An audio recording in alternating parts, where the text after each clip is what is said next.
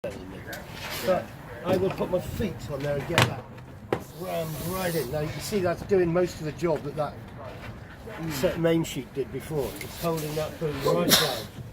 We'll let that off, kick it off, up it goes in the air. So did you use the kicker when you were sailing? Oh hell yes. Yeah. Upwind it's usually on. If it's a lot of wind, hammer it on as tight as you possibly can. It's stopping you having to do that physically yourself. It's holding it most of the way down for you already. Okay? And of course when you're going downwind and that's right out there, you're not pulling on that. That boom's up in the air. Then the kicker comes into play because it holds it down for you. Okay? You can't pull it down when you're going downwind. So there's various reasons. I'm not going to get too technical now on the sail controls and what we do when. But basically, yes, you will need to have that kicker rammed on going upwind. Of course, you can't sail slowly, so before the start and things like that, you don't want that kicker on. You can't sail slowly with the kicker on. It's got to be off. So there's one top tip. Whilst Michael's here, Michael, have you got any top tips? What do you think, beginners? Are you all right for a couple of minutes? Yeah, I'm not doing anything. So, we've got beginners here. They've never been out in a laser before. I've just shown them the rudiments of what a kicker does and a main sheet does. Got any top tips?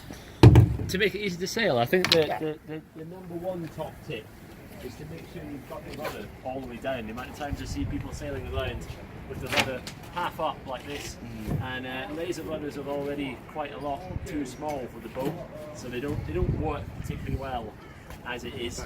And the more it comes up like this, the harder you'll find it is to steer. So it's really important you make sure it's fully down and you tension this as much as you possibly can. And sometimes you even, once you've got it in the cleat, you might need to sort of tie it off around like that. But just make sure that that's, you know, fully down.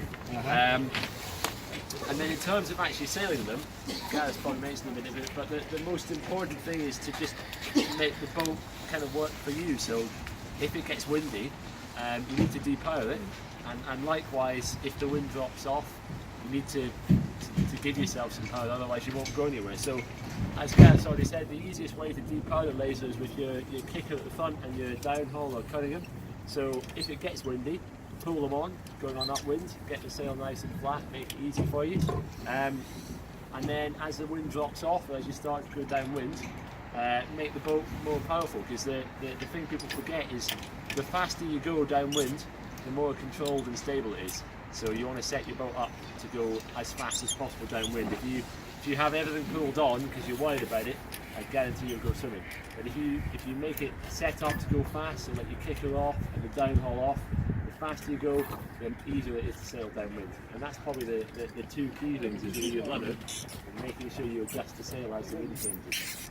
Everything else is a fairly simple boat to sail, but just make it work for you rather than kind of constantly fighting against it. And in terms of, I guess in terms of setup, the key bit is this: if you can try and get this as close to your boom as you can, if it's not on a club boat, if it's miles off, you know, but if you forget to put this bit on and you sail around with it like this, that's just horribly slow. So yeah, that's probably from a setup point of view, that's the easiest thing you can do, is just make sure you've got this little bit on at the end. Make sense? Fix this now, let's look at it. Say again.